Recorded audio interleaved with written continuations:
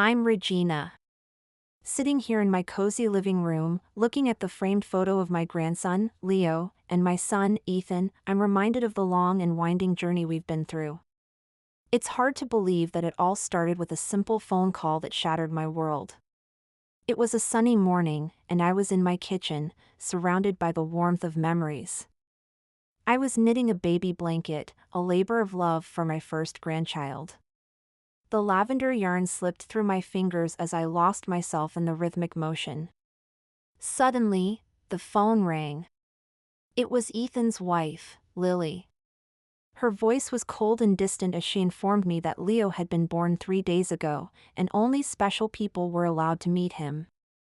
I felt my knees weaken, and the morning sun streaming through the lace curtains suddenly felt cold.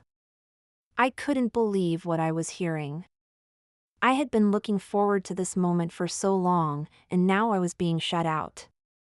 I tried to keep my voice steady as I asked to see a photo, but it tasted like surrender in my mouth. 2 hours later, the photo arrived. Leo was beautiful, with perfect tiny fingers and a rosebud mouth. But as I zoomed in, my nurse's training kicked in. The hospital bracelet on his impossibly small wrist was partially visible, and the date was clear, October 3rd. Today was October 20th. That wasn't 3 days ago, that was over 2 weeks ago. I studied the photo more carefully. Something else nagged at me. The lighting was soft, professional almost. Behind Leo, I could make out the edge of what looked like an elegant nursery, not a hospital room. There were flowers, dozens of them, and champagne glasses on a table. They'd had a party, a celebration, while I sat at home knitting blankets for a grandson I thought was still in the womb. My mind started racing. I remembered how Lily's mother, Penelope, had always looked down on me. She was a wealthy socialite who thought I was beneath her. She had once spent an entire afternoon examining my modest home with barely concealed disdain, asking pointed questions about my late husband's profession and my teacher's pension. She had even suggested that I might be overwhelmed by modern child-rearing methods. I called Ethan, hoping to get some answers. His voice sounded tired and distant, and he tried to brush off my concerns. He said that everything had happened so fast, and Lily's mom had everything arranged. He didn't want to stress me with the rush. But I knew it was a lie. 2 weeks isn't a rush, it's a decision.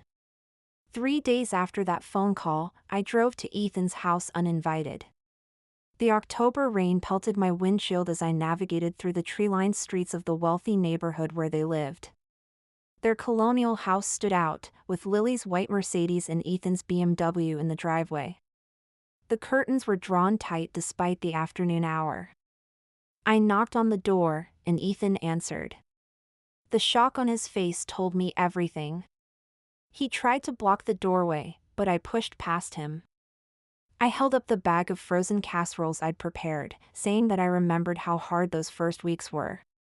Lily appeared behind Ethan, holding Leo in her arms. She was still in her silk pajamas at 2 o'clock in the afternoon, her usually perfect hair unwashed. But it was Leo who drew my attention. His red hair was even more striking in person, catching the hallway light like spun copper. His face was pale, almost translucent, with features that seemed to belong to neither Ethan nor Lily. I asked if I could hold him, but Lily clutched him tighter. She said he'd just eaten and she didn't want him jostled. I told her that I'd raised Ethan without jostling him to death, and I extended my arms. Finally, she reluctantly handed him to me. The moment Leo settled against my chest, I felt it. That instant overwhelming love that defies logic. He was warm and perfect, making those little snuffling sounds newborns do. His tiny fingers wrapped around mine with surprising strength. But up close, the differences were even more pronounced. The shape of his nose, the set of his ears, even the way he moved. Nothing familiar, nothing of Ethan, nothing of our family. I said he was beautiful, because he was, and because the truth of what I suspected was too terrible to voice. But Lily stiffened when I mentioned his red hair. She said that Ethan's great-uncle had red hair, but I knew it was a lie. That great-uncle was bald by 30 and was adopted. Penelope's voice came from the stairway. She descended like royalty, perfectly coiffed even at home. She tried to explain away the red hair by saying that Lily's grandmother had auburn hair. But I couldn't help myself.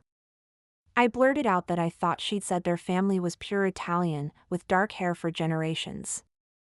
The room went cold. Penelope told me that I should go, as if this were her house, which, considering who paid for it, maybe it was.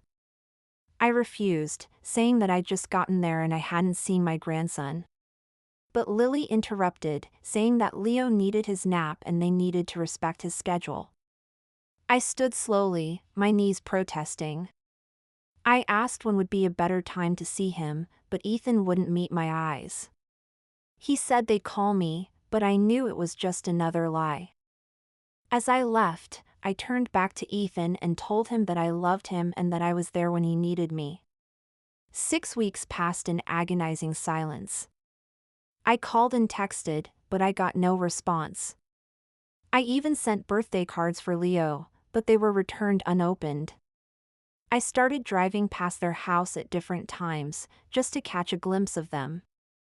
It was pathetic, I know, but grief makes fools of us all. Then, one December night at 3 a.m., my phone rang. It was Ethan, his voice panicked and raw. He said that they were at the hospital, and Leo was sick.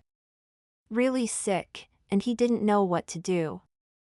I was dressed and driving before he finished talking.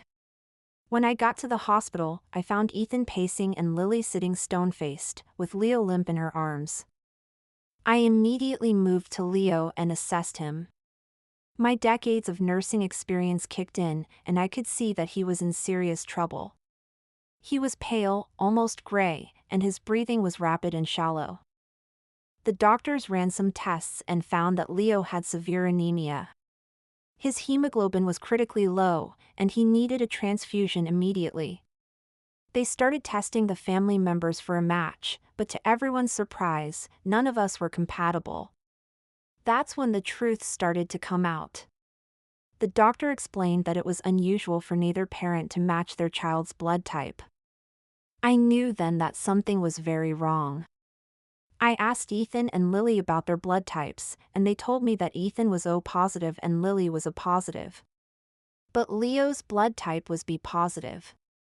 It was impossible. 2 O positive parents can't have a B positive child. An O and an A can't either. Ethan turned to Lily slowly, his face pale. He asked her what it meant, and she burst into tears. She admitted that she'd had an affair with a man named Ryan during a conference in September when Ethan was traveling a lot. She said she was lonely, and it just happened. When she found out she was pregnant, she thought it was Ethan's. But when Leo was born with red hair, she knew the truth. Ryan had red hair, and he was married with kids. When she told him she was pregnant, he transferred to the London office. Penelope tried to defend Lily, saying that she was just trying to protect her daughter from the consequences. But I couldn't believe it. They had kept me away from my grandson, and now I knew why. Ethan was devastated. He felt betrayed and heartbroken. But he also knew that Leo needed him. He asked me to help him find Ryan's medical history, and I agreed. We needed to know if there was a hereditary condition causing Leo's anemia. It took 3 calls to reach Ryan in London. Ethan was cold and methodical on the phone. He told Ryan that he didn't care about his marriage or his reputation. There was a baby here who needed his medical history or he might die. Ryan finally admitted that his father had hereditary spherocytosis, which causes severe anemia in infants. He said he'd had it too and needed his spleen removed when he was 5. Ethan relayed the information to the doctors, who immediately adjusted their treatment plan. Within hours, Leo was stabilizing. The relief in the room was palpable, but Ethan stood apart, watching Lily hold Leo with an expression I couldn't read. He told her that he was filing for divorce and that his lawyer would contact hers about the settlement. Over the next few months, Ethan and I helped take care of Leo. We made sure he got his iron supplements and went to his weekly monitoring appointments. Ethan moved into my guest room, and we spent a lot of time together, bonding with Leo. But as the weeks passed, I could see that Ethan was struggling. He was torn between his love for Leo and the betrayal he felt. He kept saying that he needed to be sure, officially sure, if Leo was really his. I knew what he meant. I'd done some research and found a discreet private lab that could do a DNA test. I got a kit and told Ethan that we just needed samples from him and Leo. The next day, Ethan had visitation with Leo. I gave him the DNA kit hidden in the diaper bag. When he came back, he was broken. He said that Lily had Ryan's picture on her phone and was showing it to the nurse, saying that Leo had his nose and his eyes. She was already rewriting history like Ethan never existed. We sent the samples overnight, and the results came back in 72 hours. The probability of paternity was 0%. Ethan was devastated. He closed the laptop and quietly walked to the bathroom. I heard him being sick. But later that afternoon, when the nurse called and said that Leo had been readmitted with concerning symptoms, Ethan was in the car before I could grab my coat. He said it was different. Leo was sick, and he needed him. When we got to the hospital, we found chaos. Leo's anemia had worsened suddenly, and Lily was hysterical. Penelope was shouting at the doctors. And in the middle of it all was this tiny baby struggling to breathe. Ethan demanded to know where Ryan was. Lily sobbed that he was in London and his wife didn't know. Ethan said he didn't care about Ryan's family. He just wanted his medical history. It took some convincing, but Lily finally gave Ethan Ryan's number. Ethan called him and demanded the information. Ryan was reluctant at first, but when he realized that Leo's life was at stake, he gave in. With Ryan's medical history, the doctors were able to adjust Leo's treatment plan. Within hours, he was stabilizing again.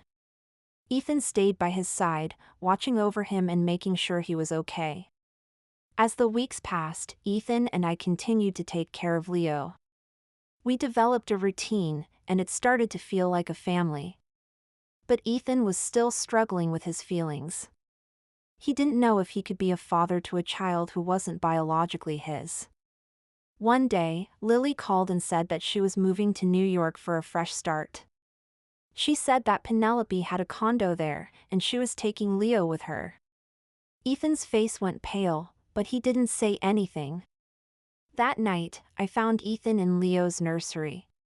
He'd assembled the crib and hung the mobile with elephants that matched the blanket I'd knitted. He said he couldn't be Leo's father, but he couldn't let him grow up thinking no one fought for him either. I told him that love isn't about blood. It's about choosing to stay and be there for someone. I reminded him of how he'd been there for Leo from the beginning, even when he didn't know the truth. A few weeks later, Lily called again. She was in tears, saying that Leo wouldn't stop crying and wouldn't take his bottle. She said the doctors said he was healthy, but he was adjusting.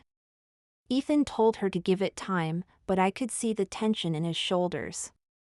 Over the next few days, Lily called several times, asking for help. Ethan always answered, and he coached her through Leo's bedtime routine. He couldn't help himself.